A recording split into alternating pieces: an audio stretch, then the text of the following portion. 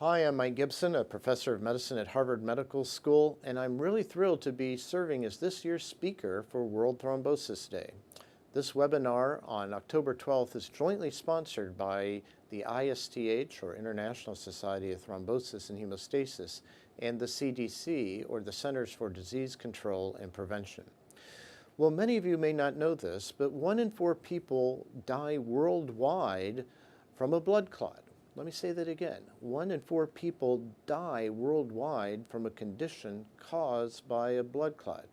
Now, given the magnitude of the public health impact of blood clots or thrombosis, much more public awareness is needed about this condition. Now, there's also good news. By educating you, the public, and healthcare providers about thrombosis and its risk factors and symptoms and signs and treatment, we feel that we can reduce the public health burden and actually save lives. That's why I'm asking you to join me for this year's free webinar on October 12th at 11 a.m. Eastern Time.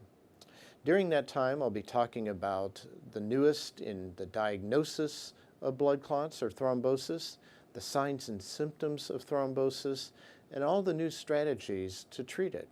I'll be joined by Dr. Gary Raskob, who's the Dean of the College of Public Health at the University of Oklahoma Health Sciences Center. He's also the chairman of the steering committee for World Thrombosis Day. I know he's going to be a great host.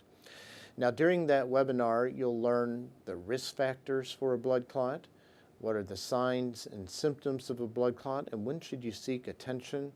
And finally, how do we treat these blood clots? What's the newest in the management of this disorder? Now, we're going to save plenty of time for your questions. I know it's going to be a very interactive Q&A session.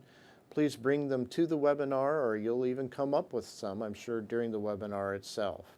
The webinar is free, and everyone's welcome to join.